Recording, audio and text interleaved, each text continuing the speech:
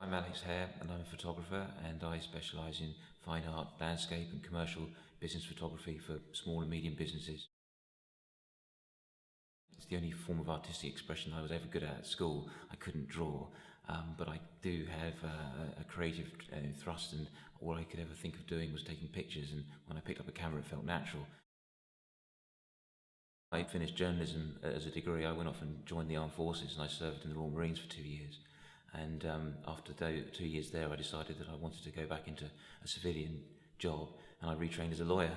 And I spent 10 years working as a lawyer. It's been invaluable to me because it's taught me a lot of essential business skills, which, to be honest, I don't think I could have managed running a small business now.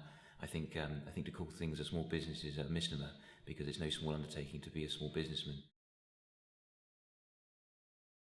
I've adapted to make sure that the pictures that I deliver for small businesses really showcase their work. So what I'm trying to do is give my clients a little bit of a competitive edge by giving them better pictures, which mean that people, when they land on their website, are more likely to stay on that website. But if they don't like the pictures, it's the first thing people notice. That's when they'll hit the back button and leave. Last year I was highly commended in the Landscape Photographer of the Year competition.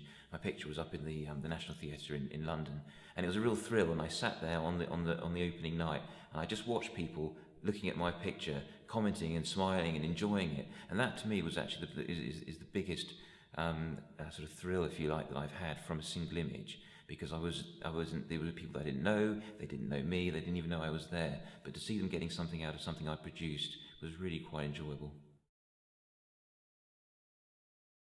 Oh, I think that's quite an easy one. I mean, I think like with a lot of businesses, it's the idea that it's easy to do what we're doing. And I think the biggest misconception is that Uncle Bob or a friend with their great SLR should be able to walk in and take great pictures. But it's not, it's just a tool. And like any tool, it's knowing how to use it that counts. I like working with a client who says to me, what we really need to do is build a really small little concise library of pictures of the business, and then working with them, well, how are we going to illustrate this? What about that? How can we dress that to make that look really good? And what else is it you do that's really good that you'd like to show people? And when you put all that together and you put the effort in, you come out with a series of images that reflect what they're doing, which they weren't able to achieve before. That's a really satisfying element of my work. A dream project for me would be to work with a commercial client that had an environmental responsibility side to their business, and they wanted to showcase what they were doing and how well they were doing it. So that would be great for me, because it would be supporting a local business, it would be highlighting all the good work that they're doing, and it would allow me to indulge my passion for outdoor photography. Dungeness.